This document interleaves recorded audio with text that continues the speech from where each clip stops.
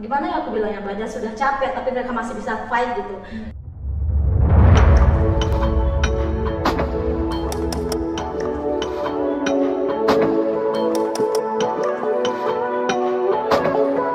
Om Swastiastu. Halo semuanya, kembali lagi di acara Triple B, Bincang-Bincang Bidan. Oke, di episode kali ini kita ditemani dengan bintang tamu yang sangat cantik dari mahasiswa jurusan kebidanan yang konon katanya mempersembahkan prestasi kepada alma mater dan jurusan di kancah nasional di ajang karate. Benar ya Christina? Benar. Oke, jadi Christina ini mengikuti event, di mana event ini merupakan kejuaraan nasional karate yang dimana hanya dipilih satu di setiap kelasnya di masing-masing provinsi. Nah, kejuaraan nasional PB4Ki ini diselenggarakan di Padang, Sumatera Barat yang memperebutkan piala Ketua Umum PB4Ki yang dimana dipakai untuk ajang WKF. Benar ya Christina? Oke, jadi rasanya nggak afdol nih kalau cuma saya yang memperkenalkan Christina. Jadi kita minta langsung saja beliau untuk memperkenalkan diri. Bagaimana Christina, sanggup? Iya. Oke, silakan. Halo semuanya, perkenalkan nama aku Christina, nama panjang aku Nikomang Christina Chandra Dewi. Aku merupakan anak ketiga, kelahiran 17 April tahun 2002. Nah, kesibukan aku sekarang ini nih masih aktif kuliah ya, semester 3, Prodi Sadana Terapan jurusan kebidanan, khususnya di Poltekkes Kemenkes Denpasar. Selain itu, kesibukan aku yang lainnya yaitu aku masih sibuk latihan ya untuk ke persiapan event berikutnya. Oke, berarti Christina umur berapa ya sekarang? Masih 17. Masih 17? Wah, ya? Oh iya. Oke. Jadi Christina, kita langsung lanjut aja ya ke bincang-bincang yang pertama. Nah Christina, aku pengen nanya nih, menurut kamu olahraga karate itu apa sih? Everything about karate itu apa sih menurut kamu? Kalau menurut aku itu sih, karate itu memiliki banyak pandangan ya bagi aku. Misalnya sebagai contoh nih, aku dulu ikut karate itu kan umur 5 tahun. Nah umur 5 tahun itu gimana sih anak-anak sering bermain kan? Aku masih mikirnya, oh karate itu bisa jadi tempat kedua aku nih buat bermain selain di rumah, selain di sekolah juga. Habis itu kalau dulu itu aku mau latihan itu kalau nggak dikasih uang jajan aku nggak mau latihan gitu. Oh, iya. Jadi bapak aku sering banget ngeledekin aku, kamu kalau nggak dikasih uang jajan nggak mau latihan gitu. Nah lanjut ke SD itu aku udah mulai ikut event nih. Nah event tersebut kan kebetulan aku juara. Dari situ aku baru sadar bahwa oh karate itu tidak hanya bisa jadi tempat aku bermain, tapi juga bisa menambah prestasi, bisa kenal banyak-banyak orang di luar sana. Nah lanjut ke SMP dan ke SMA itu di situ baru aku benar-benar sadar gimana sih karate itu kan. Aku mikirnya dari sana itu kan aku udah banyak ikut event nih. Aku mikirnya oh karate itu bisa jadi karir masa muda aku gitu. Soalnya ada beberapa event yang menjanjikan kepada atletnya itu bahwa yang mendapatkan juara 1, 2 ataupun 3 tidak hanya diberikan penghargaan berupa piala, medali ataupun piagam penghargaan. Selain itu juga diberikan uang pembinaan. Nah, karena uang pembinaan itu lumayan lah aku bilang, bisa aku jadiin tabungan, dan juga tabung-tabungan yang udah terkumpul itu bisa aku jadiin apa ya namanya ya, tabungan masa depan, bukan tabungan masa depan masa juga, muda, ya, ya. masa muda.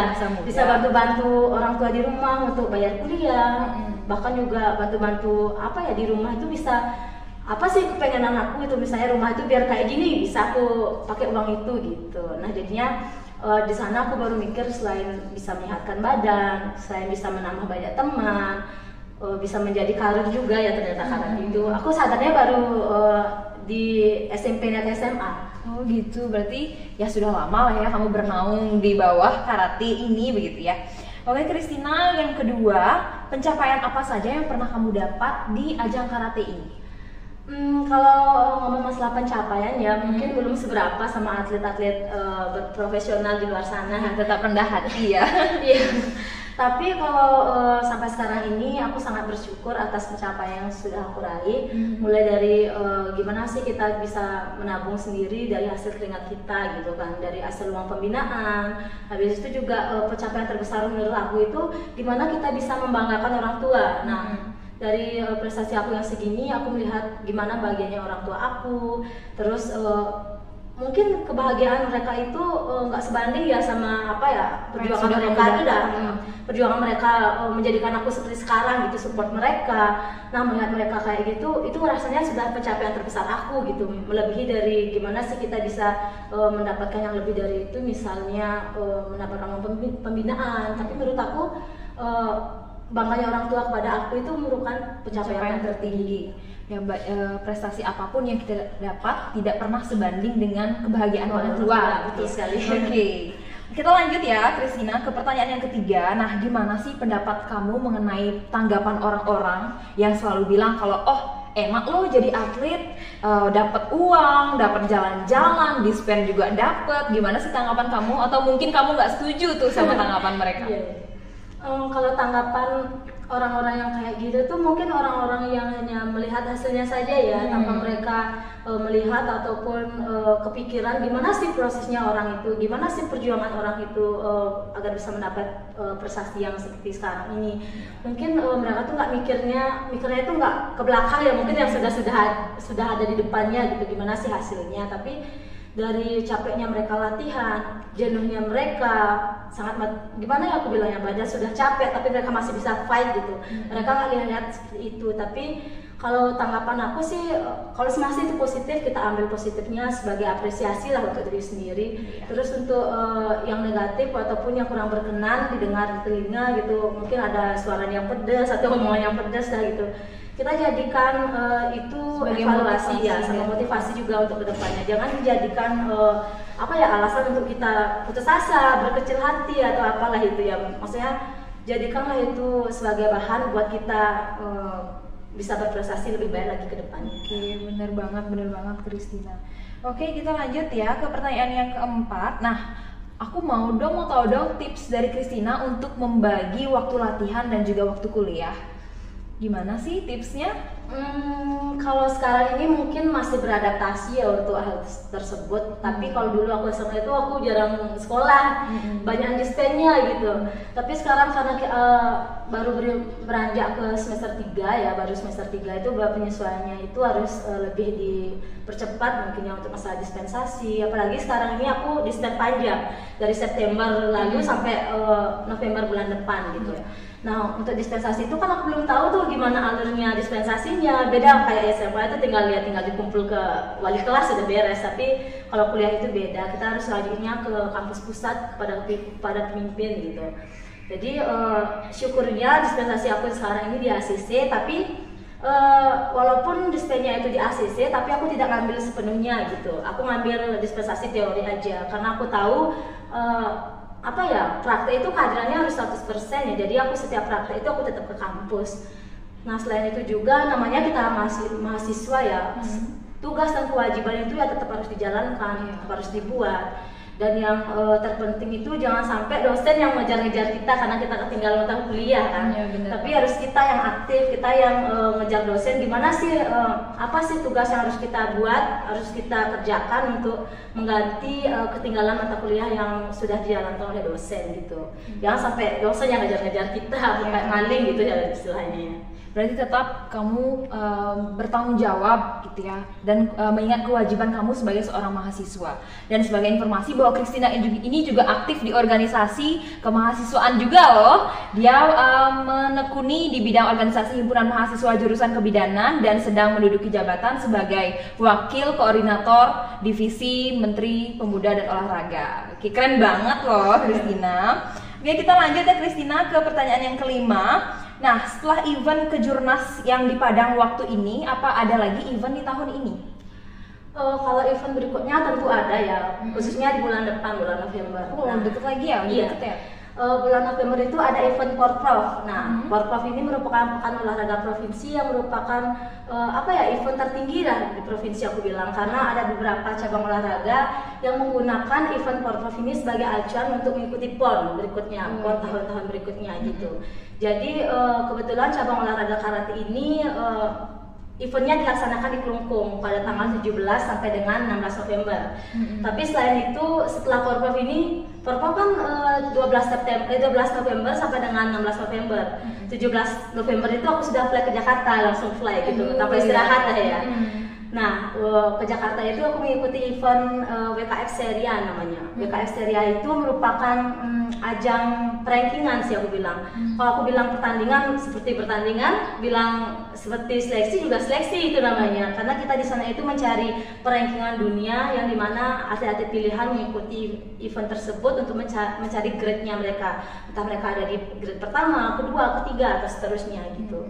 Nah, mungkin selain itu mungkin bakal ada event-event berikutnya di tahun 2023, mungkin ya masih banyak event yang menunggu gitu. Ya.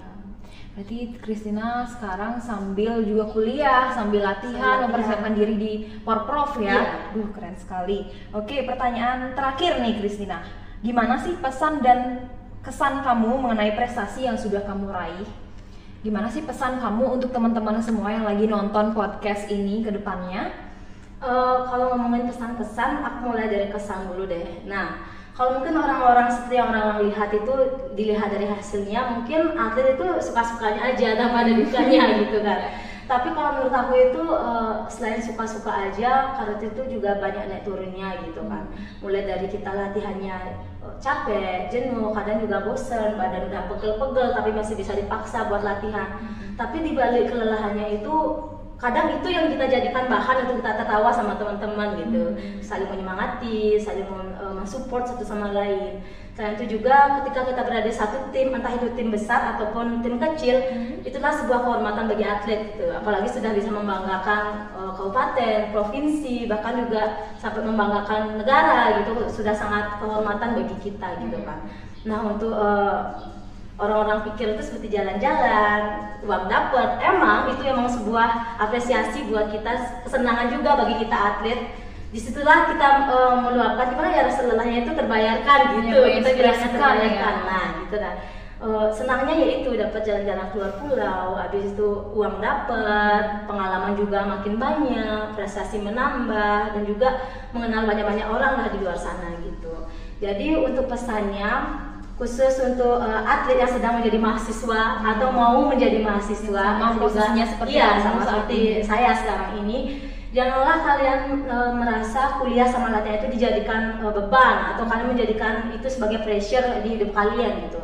Nah, apabila kalian sudah menjalannya itu dengan tulus tanpa adanya keterpaksaan ya dalam kalian latihan ataupun kuliah, saya yakin pasti ada jalan terbaik di balik itu, dan juga nanti untuk hasilnya bakal hasil yang positif yang kalian dapat. Intinya setiap kalian melakukan sesuatu hal itu harus dilewati dengan rasa ikhlas tanpa adanya keterpaksaan.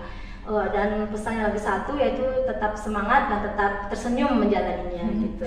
Oke, jadi di episode kali ini kita dapat memetik sesuatu ya.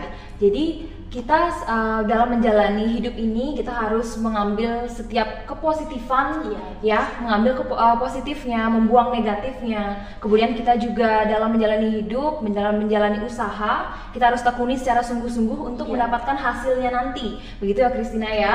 Dan Christina ini walaupun dia sekarang sedang mengambil resiko di mana dia juga latihan dibarengi dengan perkuliahan yang selalu praktek seperti itu ya. Tapi dia tetap bertanggung jawab dan melaksanakan kewajibannya sebagai seorang mahasiswa. Duh, keren sekali Christina. Oke, saya mewakili seluruh mahasiswa jurusan kebidanan mengucapkan selamat dan juga semangat untuk kamu mengikuti event-event selanjutnya dan untuk mengharumkan nama jurusan, alma mater, dan negara bahkan ya, Astumkares. Ya. Oke, teman-teman semua, jadi itu dia bincang-bincang kita ke mahasiswi cantik yang berprestasi ini. Semoga apapun yang kita jabarkan tadi, apapun yang Christina sudah pesankan tadi ke kita, bisa menjadi sebuah motivasi untuk teman-teman semuanya yang ada di rumah yang belum menemukan jati diri ya, begitu. Tetap semangat menjalani hidup. Oke, kita tutup dengan Parama Santi. Om Santi Santi Santi Om, Triple B, bincang-bincang bidan.